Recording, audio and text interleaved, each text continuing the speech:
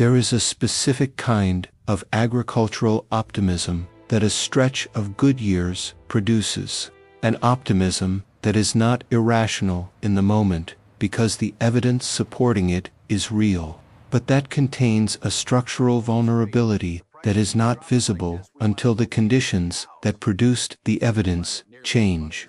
The Upper Midwest experienced that optimism through the middle years of the 1970s with a consistency and intensity that shaped a generation of farming decisions in ways that the subsequent decade would sort out with the particular thoroughness of a financial reckoning. Land values in South Dakota had increased at rates that made purchasing ground look like the most reliable investment a farmer could make. Commodity prices had supported the debt service on that ground with enough margin to confirm that the purchase decisions had been sound. The implement dealers in the region had been placing newer and more capable equipment on farms at a rate that the agricultural lending system had accommodated, with terms designed to make the equipment accessible to farmers who could demonstrate the acreage to justify it. The men who were farming in that environment were not making unreasonable decisions. They were making decisions that the evidence available to them supported. The difficulty was that evidence from a period of favorable conditions is not the same thing as evidence about what will happen when conditions change, and the conditions were going to change in ways that very few of the men making those decisions in 1978 were positioned to anticipate. The spring of 1978 came late to Brule County, South Dakota, and when it came with the particular promise that late springs carry in the northern plains. The sense that the ground had been waiting and was ready, that the crops planted into a late spring on good black prairie soil would catch up to their potential and then some. It was the kind of spring that made men confident, and in the spring of 1978 in Brule County, South Dakota, the men who were farming were already confident in ways that did not require a favorable spring to produce. The commodity markets had been strong for 6 years. The land values had been rising for just as long. The banks were calling farmers in ways that farmers had never been called by banks before in the living memory of anyone in the county, offering terms on operating loans and equipment loans and land purchase loans at rates that seemed designed to make borrowing the obvious choice for any farmer with ambition. 7 men in Brule County made the choice to borrow significantly in 1978. They are the men this story is about, or rather the contrast between them is what the story is about. The contrast between the 6 who borrowed and the 1 who did not, and what happened to each of them in the years that followed. The 6 who borrowed were all capable farmers, men who had been farming in Brule County for a decade or more, men who understood the land and the crops and the specific conditions of the upper Missouri River country. They borrowed for the reasons that men borrow in a rising agricultural economy, because the opportunity seemed real and the cost seemed manageable and the direction of things seemed clear. Walter Brandt added 300 acres of rented ground and bought a new John Deere 4,444 $52,000, financed through the Production Credit Association at the going rate. The 4,440 was capable enough to handle the additional acres, and the new ground gave him scale that his previous operation had not had. Leon Spitzer bought 160 acres adjacent to his home place for $320,000, borrowing against the rising value of his existing ground to fund the purchase. The ground was good ground, and the price was what good ground was selling for in Brule County in 1978. The Haas brothers, Carl and Raymond, financed a new combine together, a John Deere 6600 for $38,000, on the theory that their combined operation justified the capability and that the cost could be serviced from the harvest of both their places. Dale Fiedler bought a second farm, 120 acres, in the next township, for $280,000 at the peak of the 1978 land market. He had been wanting to expand for years, and the conditions of 1978 made it seem possible. Gerald Knutson borrowed the operating capital for his 1978 planting season from the local bank rather than from his own reserves, something he had not done in 12 years of farming, because the bank had offered him terms that seemed to make it sensible to keep his own capital available rather than deploying it on inputs that the bank would fund at a cost that the crop returns would easily cover. The seventh man was different. His name was Arnie Hess, and he was 44 years old in the spring of 1978, and he had been farming 240 acres of Brule County ground outside Chamberlain since 1958, when his father had signed the place over to him and moved to a smaller house in town. The specific nature of what Arnie had inherited was worth describing in some detail, because the debt-free condition of a farm passed from one generation to the next is not a default outcome, but the result of specific choices made over the course of the generation that is passing it on. Arnie's father, a man named Hess, who had been farming Brule County ground since 1931, had made those choices over 40 years of farming through the Depression and the war years and the post-war period. He had made them in the context of a generation that had seen what debt did to farm families in the 1930s, that had watched neighbors lose their ground to the specific combination of debt and collapsing prices and drought that the 1930s had delivered, and that had formed from that watching a specific and lasting understanding of the relationship between debt and vulnerability. He had not passed this understanding to Arnie through lectures or explicit instruction. He had passed it through the operation itself, through the 40 years of managing the place in a way that put the ground first and the equipment second and the debt last, meaning that debt was the last thing to be incurred and the first thing to be retired when it was. Arnie had grown up watching this approach and had absorbed it in the way that farm children absorb the principles of the operation they grow up in, through proximity and participation and the gradual understanding of why things are done the way they are done. The debt-free farm Arnie received in 1958 was his father's 40 years of consistent choosing, given to the next generation in the form of ground that carried no encumbrance from any institution. Arnie had inherited a debt-free farm. The ground was paid for.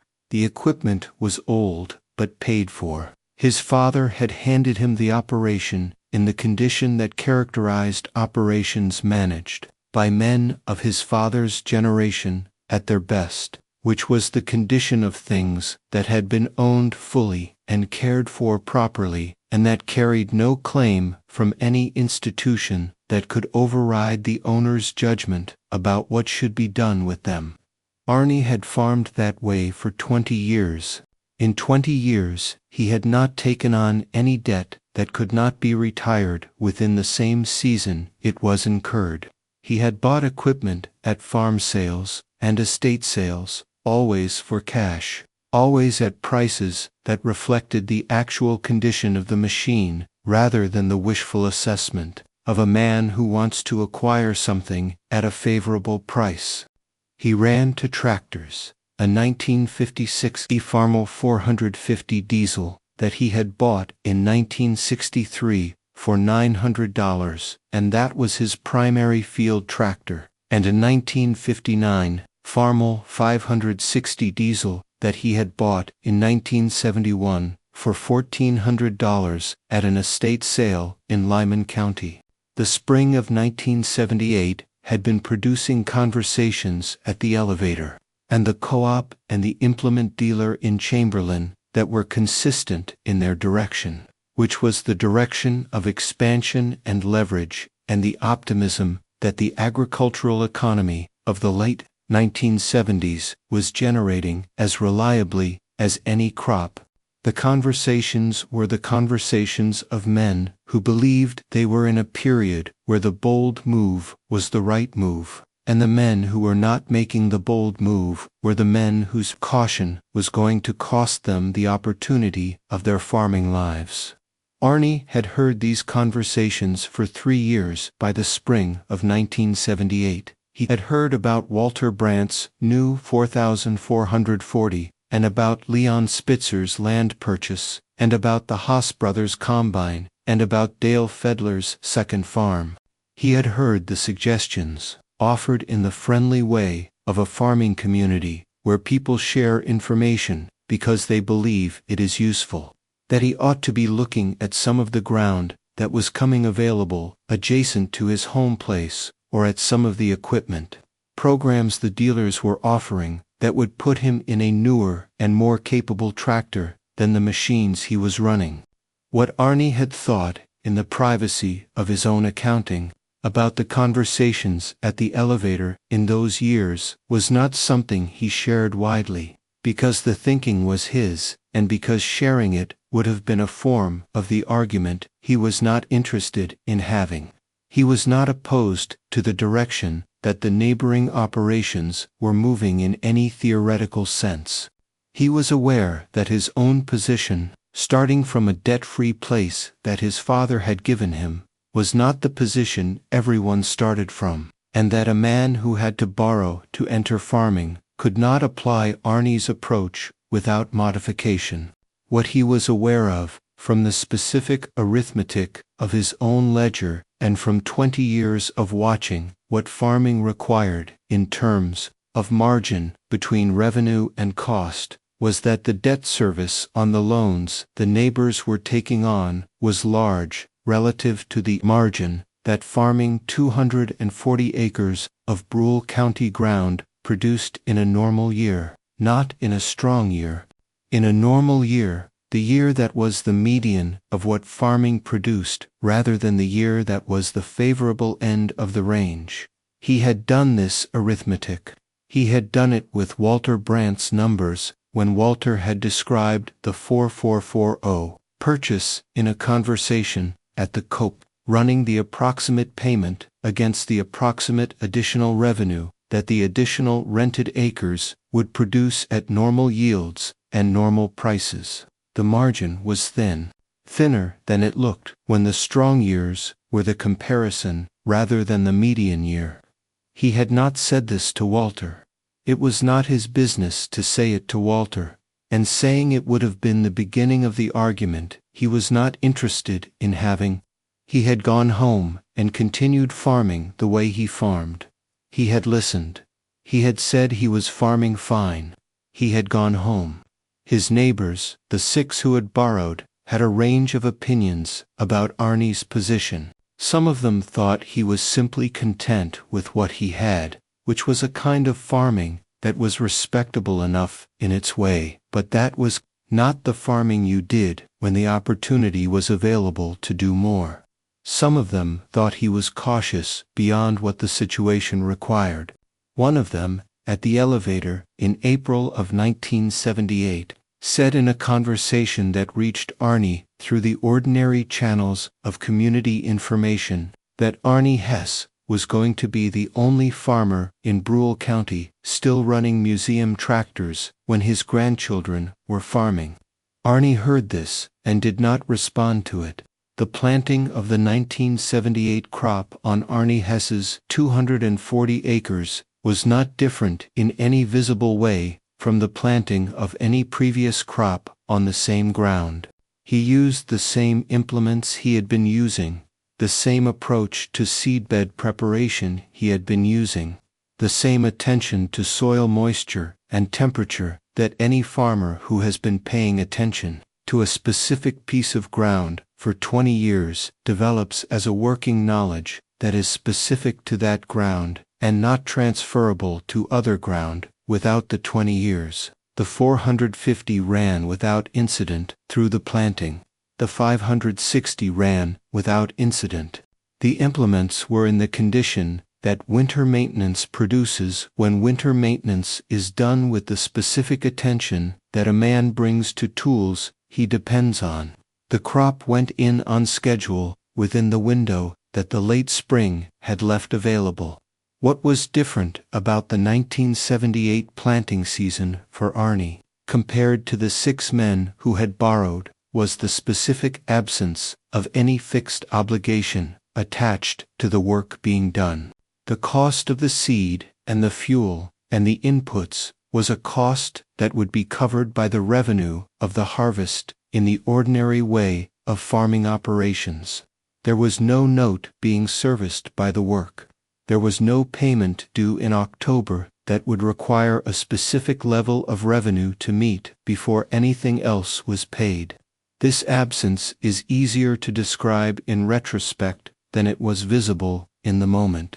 In the spring of 1978, before the rate environment had changed, and before the commodity prices had softened, and before any of the consequences of the borrowing had arrived, the debt service on the loans the 6 men had taken was covered by their operations income in a way that did not yet feel like pressure.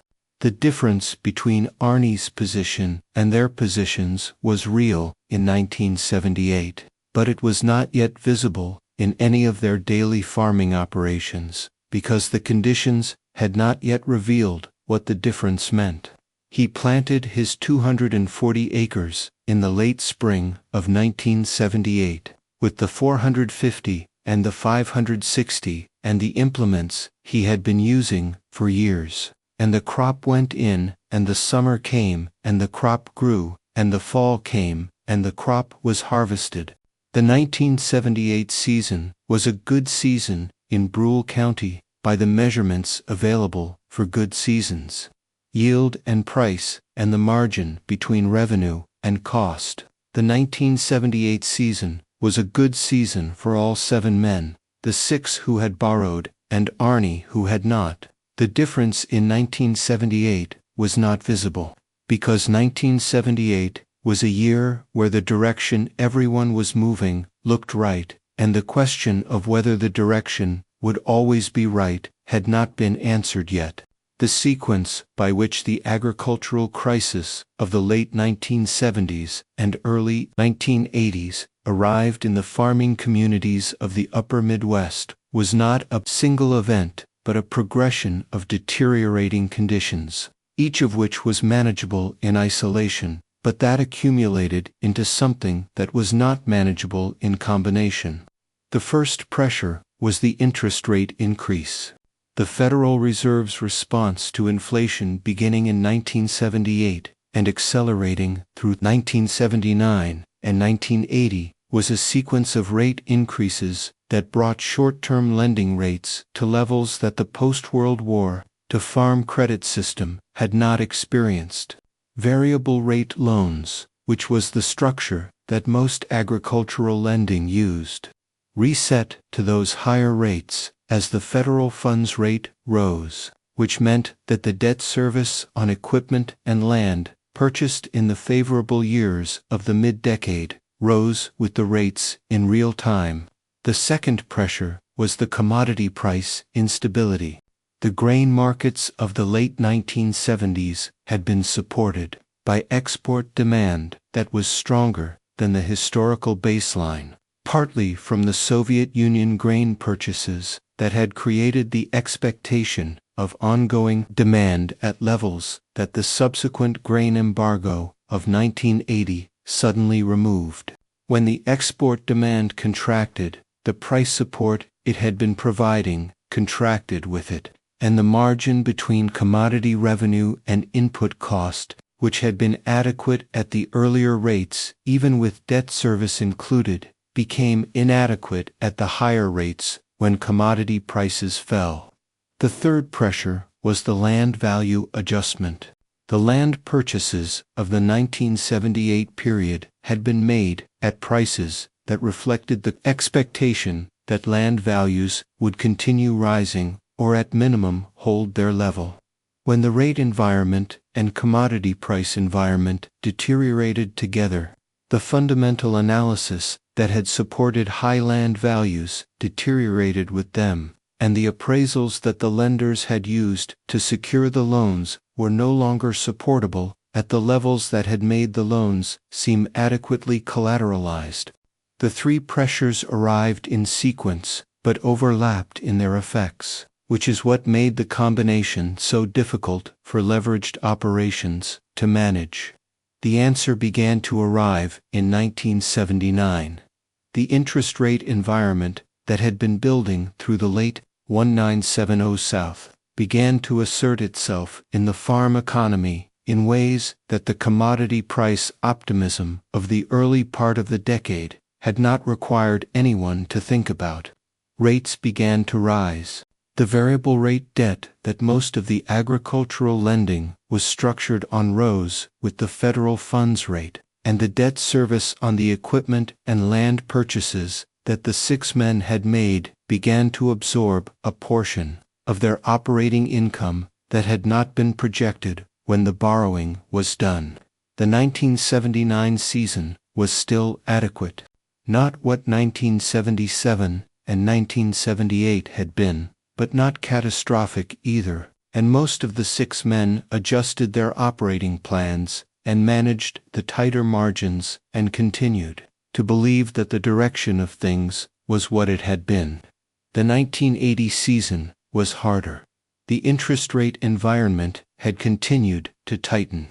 The commodity markets had become less reliable. The debt service on the land purchases that Leon Spitzer and Dale Fiedler were carrying was becoming a specific and monthly pressure on operations that had been built around the assumption that the land values would support the debt and that the grain revenue would cover the service. The federal funds rate reached 20% on June 20, 1981. This is a specific date and a specific number that farmers in Brule County who were carrying variable rate debt in that summer remember the way they remember other dates of specific significance, because the rate of 20% on the federal funds rate translated directly to the rates on their operating loans and their equipment loans, and, for those who were carrying land debt, on the mortgage servicing costs that were already the largest fixed obligations of their operations. The rate did not arrive without warning. It had been rising since 1978, and any farmer who was paying attention to the agricultural credit environment had been watching it rise and adjusting his projections for what the debt service would require in revenue terms as it rose.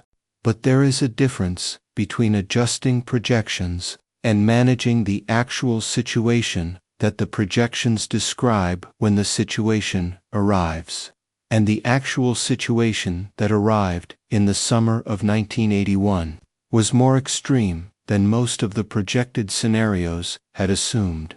A farmer who had borrowed $300,000 for land in 1978 at the rates available in 1978, carrying that debt at a variable rate that had risen with the federal funds rate, was paying approximately $60,000 per year in interest alone by the summer of 1981. On a farming operation generating revenue from a few hundred acres of South Dakota grain production, $60,000 in annual interest on land that was simultaneously declining in market value was not manageable from operations. It required selling assets or restructuring debt, and both options carried costs that the operations were not positioned to absorb without significant reduction in scale or in what the operations could provide for the families they supported.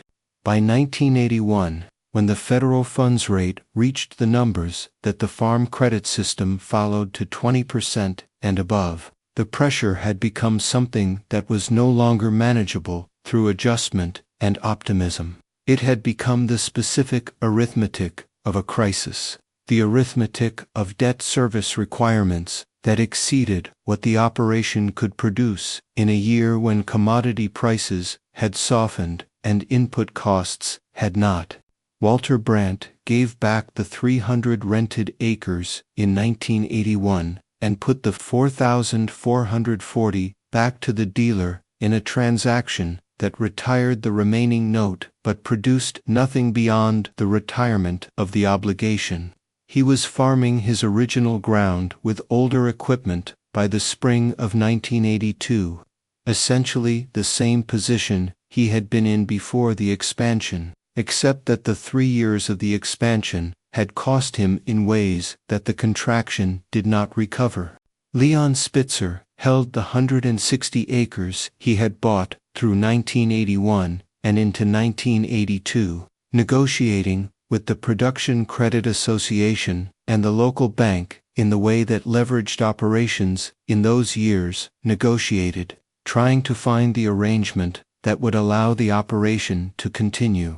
By the middle of 1982, the arrangement that was available was the arrangement that involved selling the additional ground at a price that the 1982 market offered, which was significantly below the 1978 price at which it had been purchased, and using the proceeds to reduce the debt to a level that the remaining operation could service. The Haas brothers' combine payment was manageable through 1979 and difficult in 1980 and untenable in 1981. They sold the combine in the summer of 1981 and went back to custom harvesting, which added a cost per acre to their operation that reduced their margin but eliminated the fixed payment that the margin could no longer support.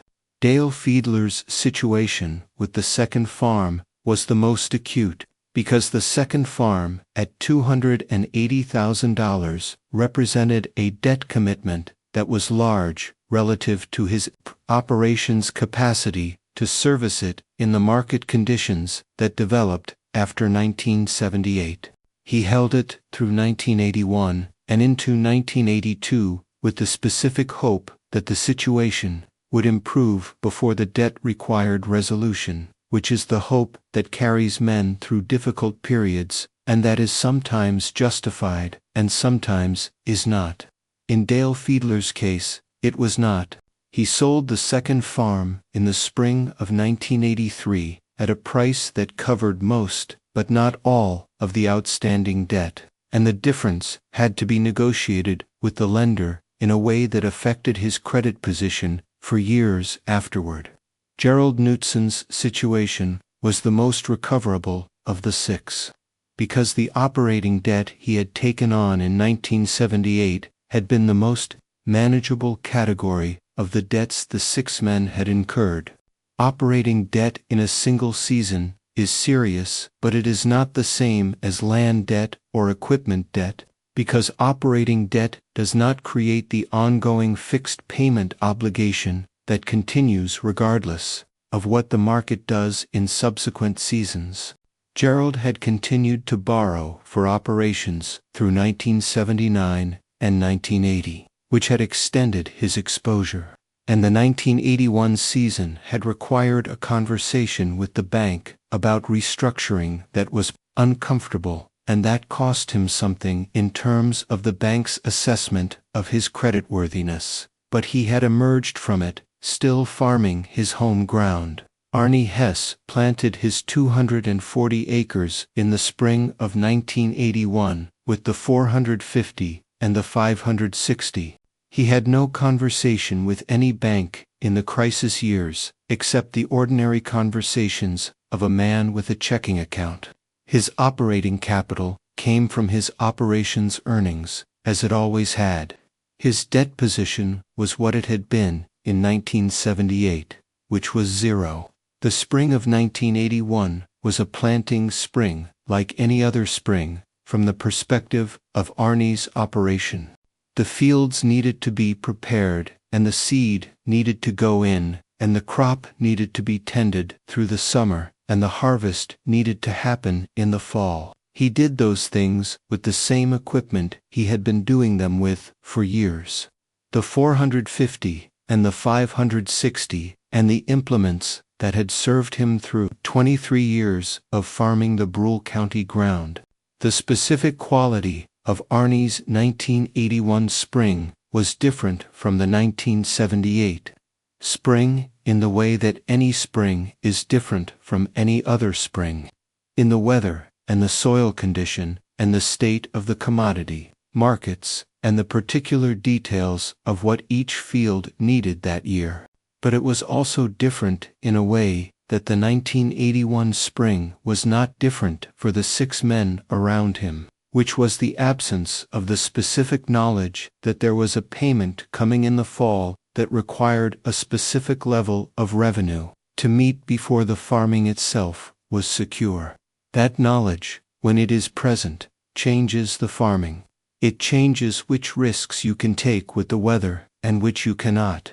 It changes which input investments you can defer when the cash position requires deferral, and which you cannot because the note requires the revenue that the input supports. It changes the conversations you have with the banker and the weight those conversations carry in the decisions you make about what to plant and when and how. Arnie did not have those conversations. He had conversations with the bank about his account balance, which were ordinary conversations, and conversations with the Coupa about his input account, which were also ordinary conversations.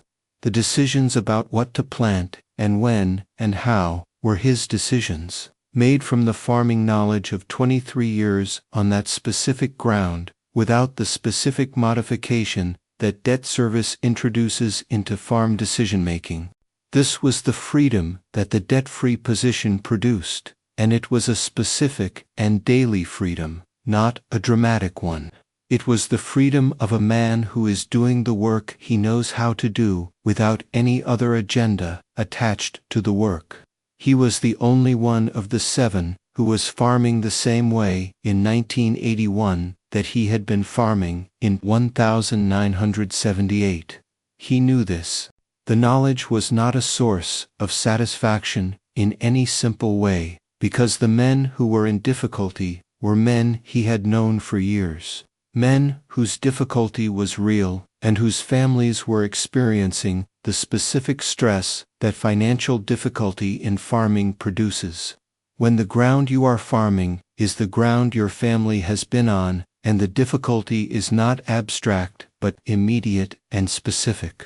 He did not regard his own position as vindication in the way that the word vindication implies a contest with winners and losers.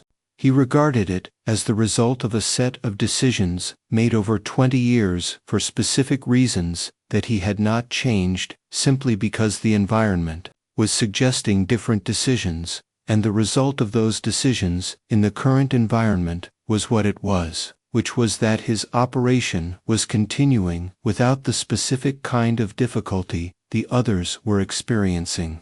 The years from 1981 through 1985 were the years in which the community's accounting of what had happened was conducted in the informal and ongoing way that farming communities conduct their accountings, through the conversations at the elevator and the implement dealer and the coop and the church, through the observations of men who had been watching what was happening and forming their understanding of it.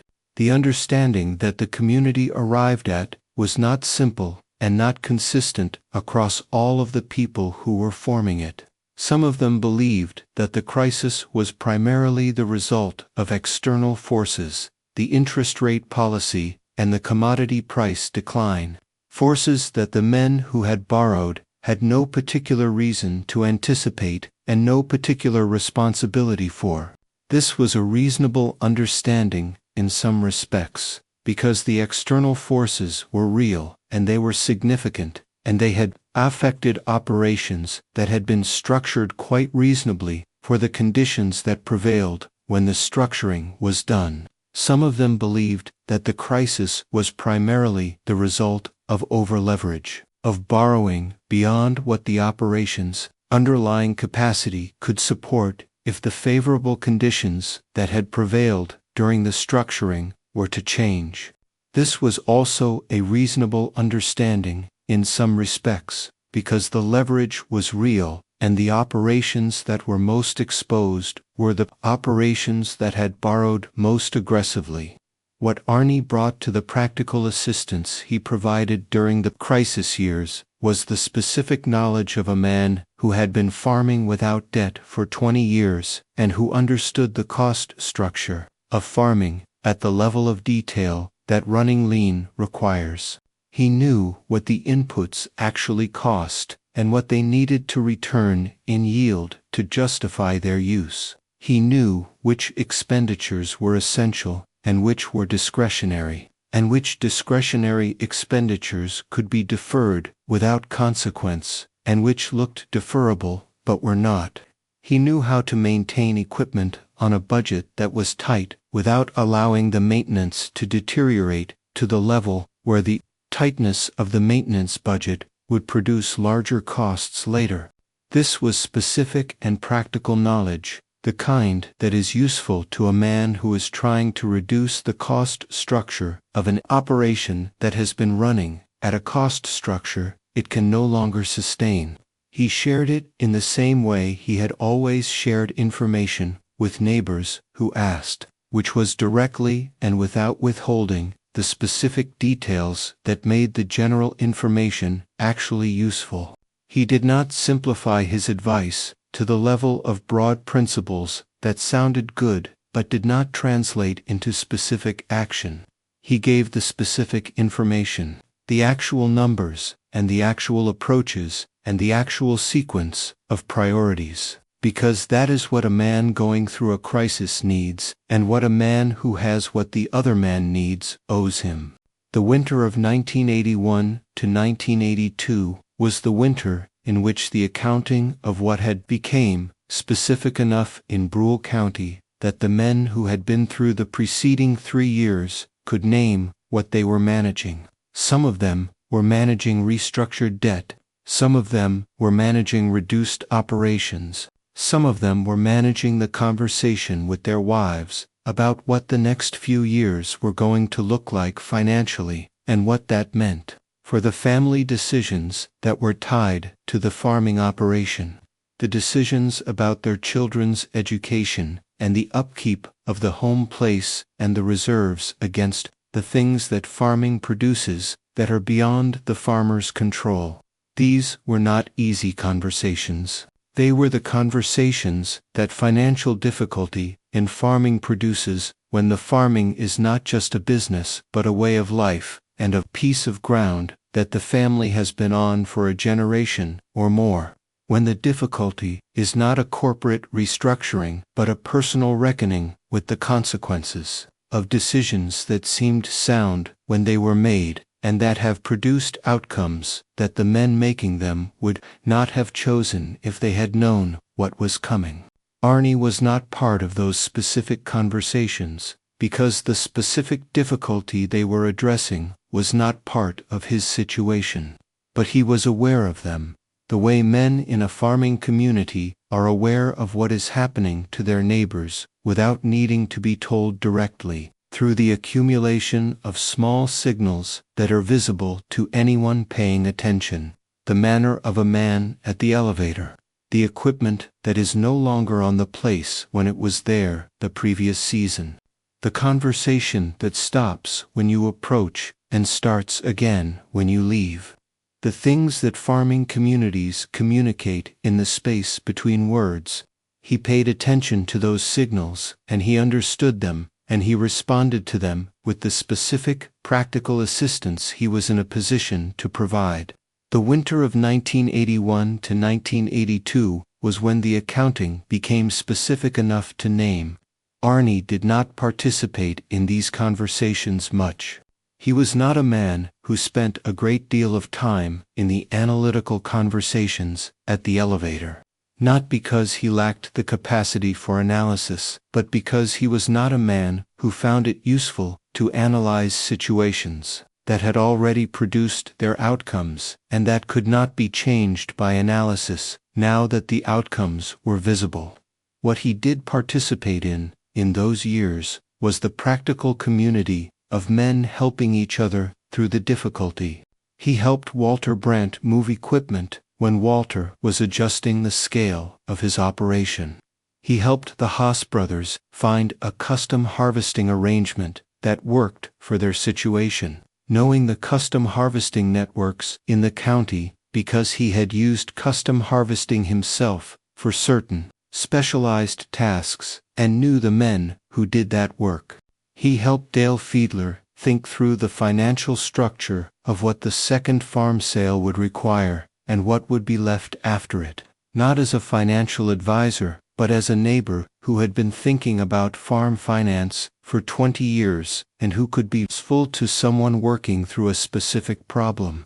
He did these things without any tone of superiority and without any suggestion that the men he was helping should have done what he had done, because he understood that what he had done was not available to everyone in the same way, that the debt-free starting point his father had given him was not a starting point that men who had to borrow to enter farming had available to them, and that the decisions made by the men around him had been made in the context of their specific situations and the specific information available to them at the time.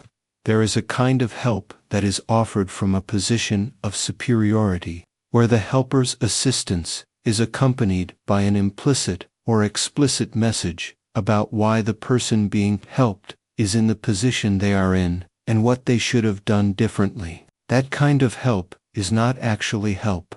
It is a transaction in which the helper receives the satisfaction of superiority in exchange for the material assistance they provide, and the person being helped receives the material assistance, but also receives a cost attached to it that makes the receipt of it more difficult than it should be. Arnie's help was not that kind. This was known by the men he helped, who were perceptive enough to recognize the difference, and who found in the recognition a specific source of gratitude that went beyond the material value of what they were receiving. Walter Brandt said something about this to his wife in 1982, when Arnie had spent a Saturday helping him move equipment during the downsizing of the operation. He said that Arnie had said nothing during the day about how any of this could have been avoided or what might have been done differently. He had come in the morning, done the work, eaten the lunch that Walter's wife had made, and gone home in the evening, and at no point had there been anything in his manner or his conversation that was anything other than one farmer helping another through a difficult day. Walter said that was worth more than the help itself. He meant it. He did not lecture. The men he helped knew the difference. They appreciated what it was. The farm economy in Brule County began to stabilize in the mid-1980s, and the men who had been through the crisis years settled into the farming lives that the crisis had produced. Some of them farming at reduced scale, some of them farming on restructured debt, some of them, like Leon Spitzer and Dale Fiedler, farming their home ground without the additional acreage that the 1978 expansion had represented.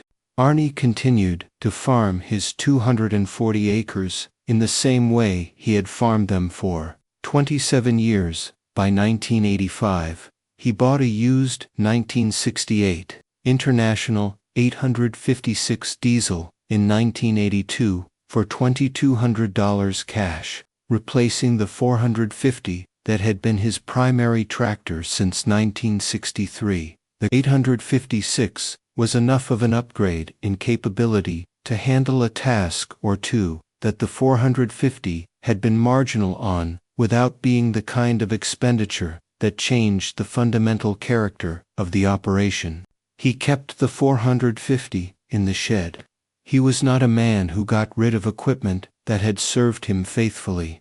The comment about the museum tractors The comment that had been made at the elevator in April of 1978 came back around in 1986 in a conversation at the Cope that Arnie was not part of, but that was reported to him by a man who had been in it. The conversation had been about what had happened in the county and why, and the museum tractor's comment had come up, and the man who had made the original comment in 1978 had, according to the account Arnie received, said something to the effect that he had been right about Arnie still running the old equipment, but wrong about what it meant.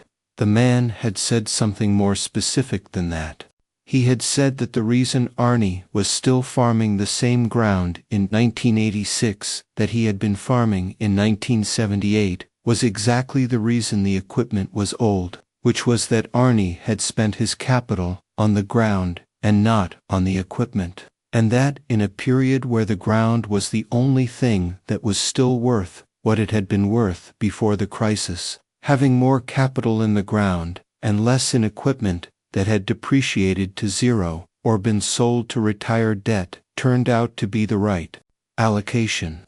He said this with the honesty of a man who had arrived at an understanding through the experience of being wrong, and the honesty of it was what made it worth passing along to Arnie, who received it with the same equanimity he had received the quantity in 1978 and the subsequent 8 years of watching the situation develop into what it had become. He said he appreciated that. He meant it. They were all still farming. That was the important thing. The 6 men who had borrowed were still in Brule County, still on their home places, having lost what they had gained in the expansion, but not having lost the foundation of what they had before it. That was an outcome that a lot of farm families in the upper Midwest in those years had not achieved, and Arnie was aware of it, and it shaped how he held his own position relative to his neighbors' positions. He had made it through without the crisis. They had made it through with the crisis.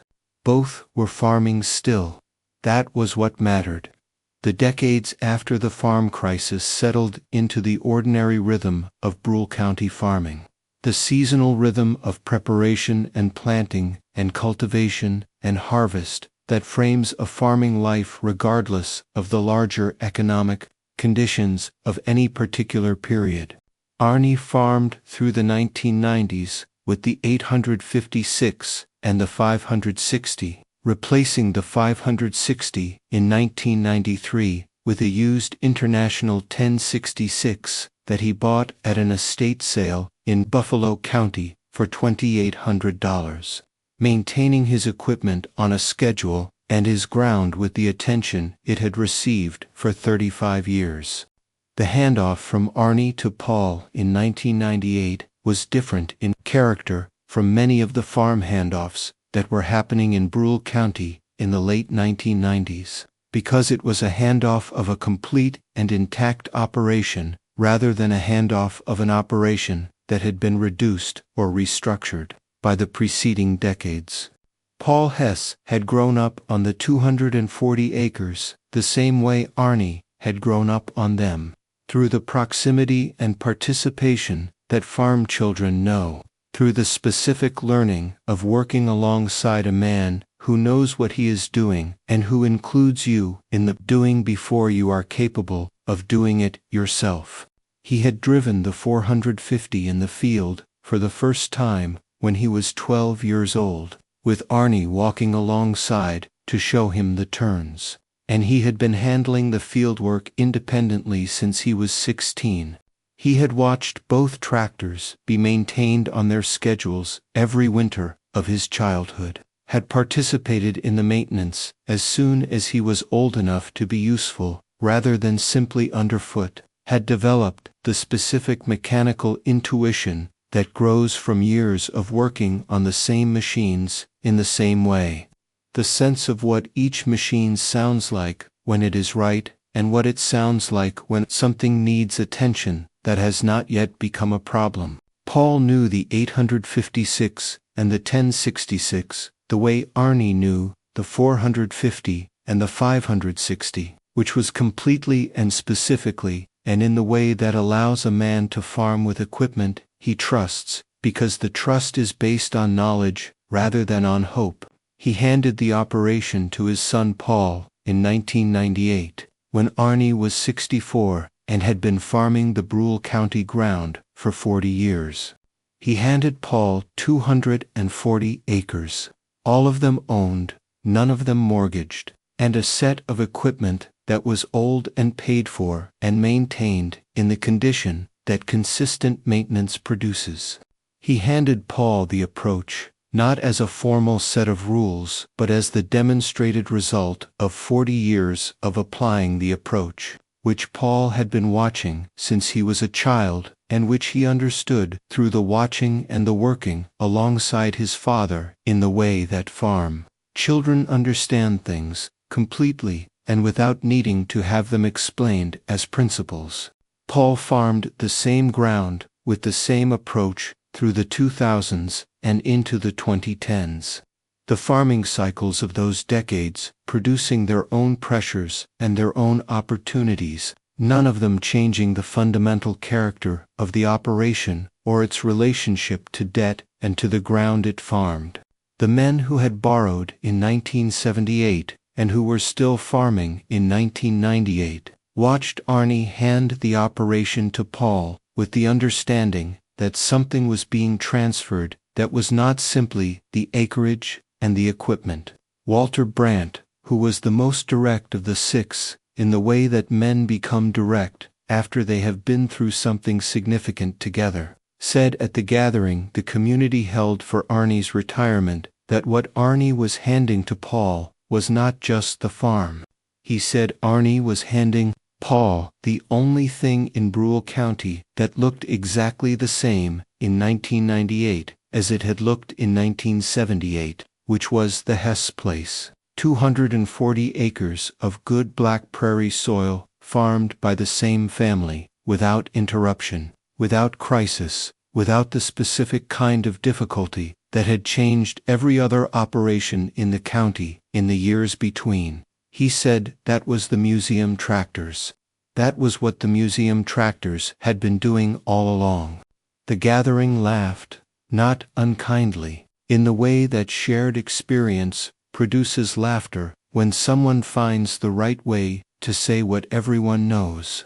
Walter Brandt's comment at the retirement gathering was the most complete and public articulation of what the community's 20 years of observation had produced as its understanding of the Arnie Hess story. And it was a generous articulation, one that gave Arnie the recognition that 20 years of consistent right-choosing deserved without making the recognition into a reproach of the men who had made different choices.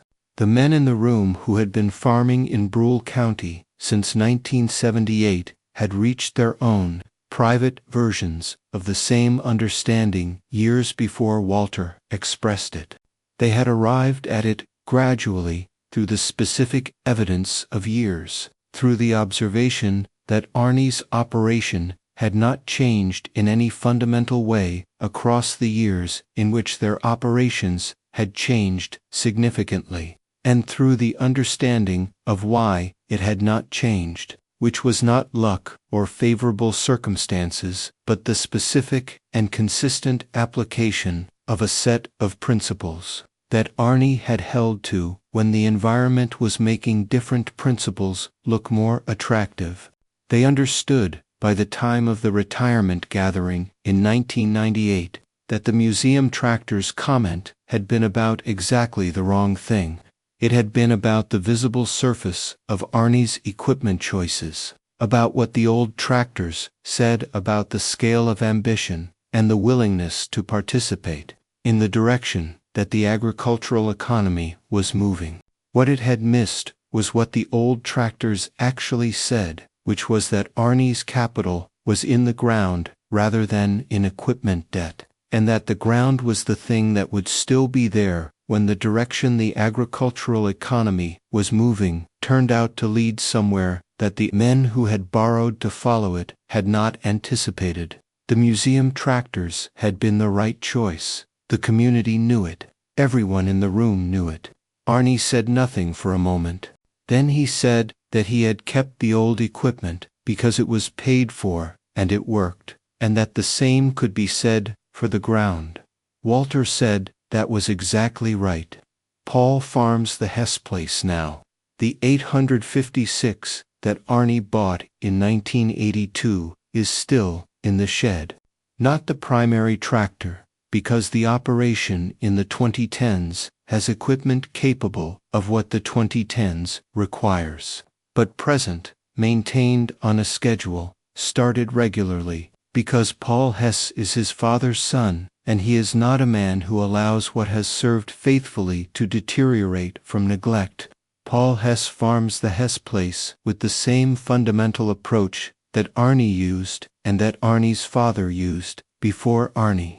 The ground is the same ground, the same black prairie soil of Brule County that has been farmed by the same family since 1931. 3 generations of consistent stewardship that has kept the ground in the condition that consistent stewardship keeps ground. The approach is not unchanged in every detail from Arnie's approach, because the 2010s require different equipment and different practice than the 1970s required. And Paul is not a man who mistakes fidelity to the approach for fidelity to the specific practices of a different era.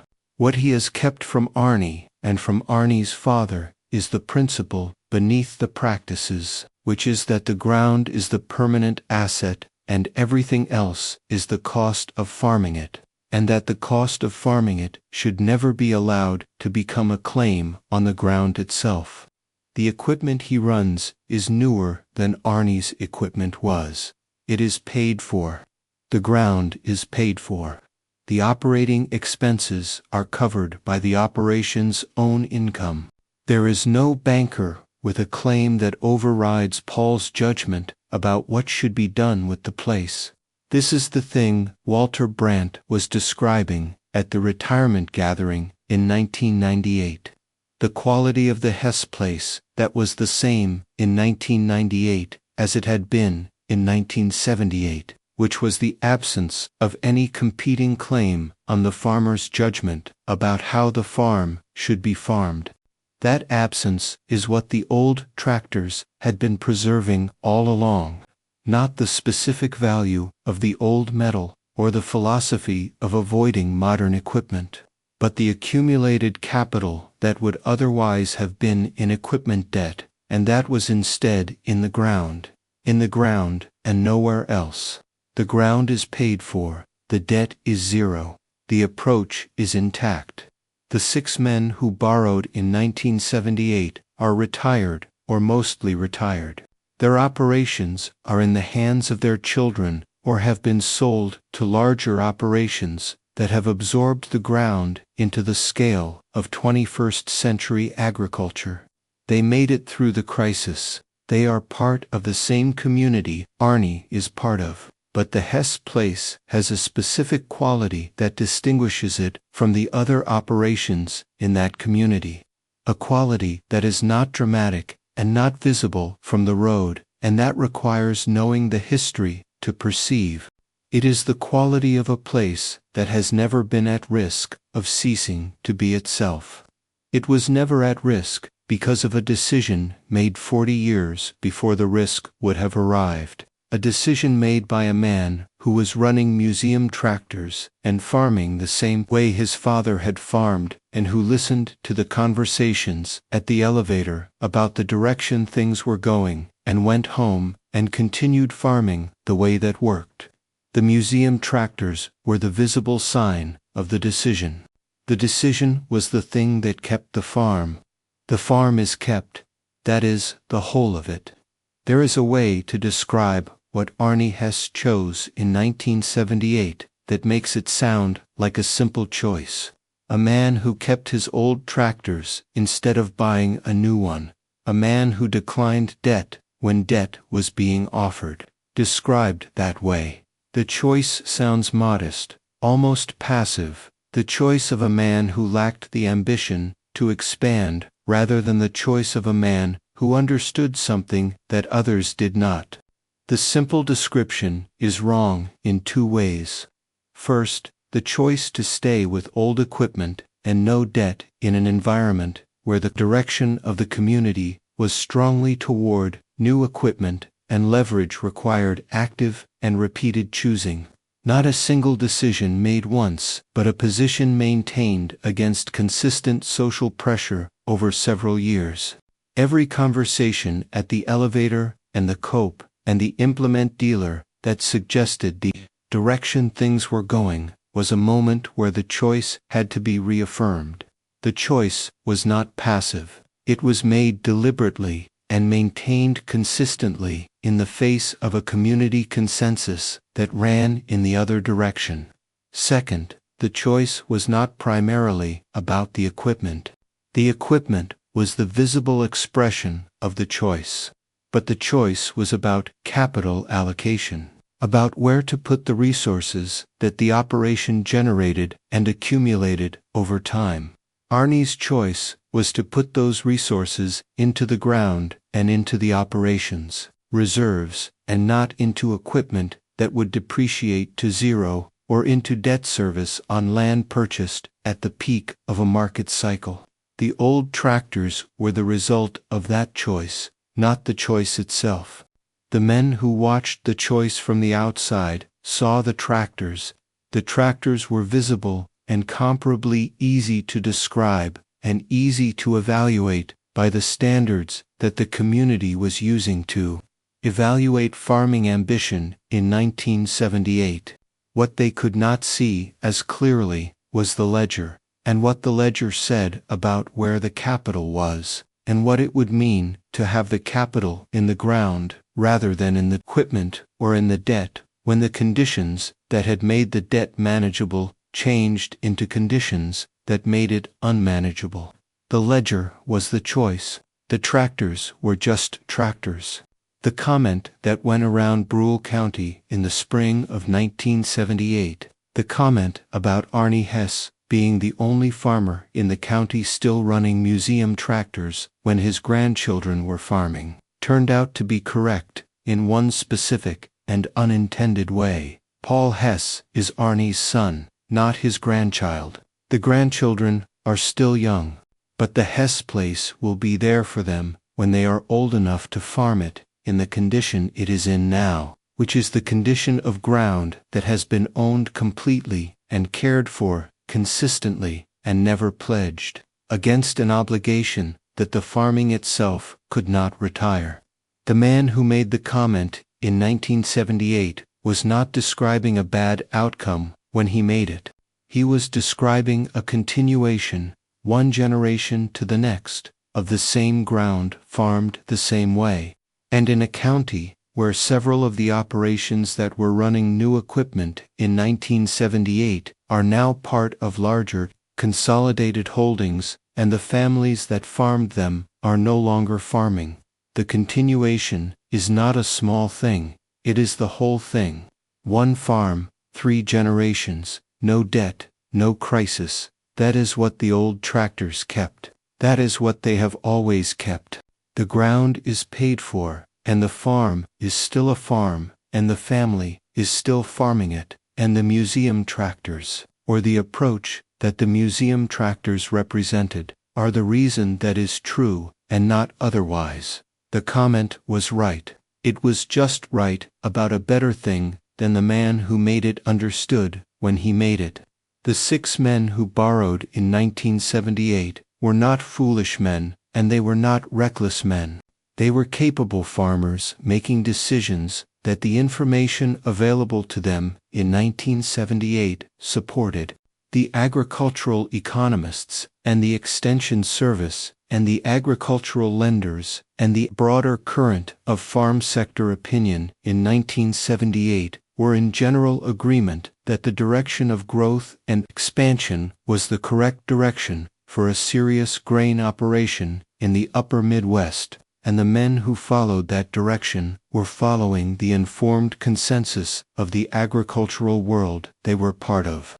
The problem with the informed consensus was that it was informed by the conditions of the favorable years and had not adequately weighted the possibility that the conditions could change in ways that made the decisions informed by those conditions unsound in the new conditions.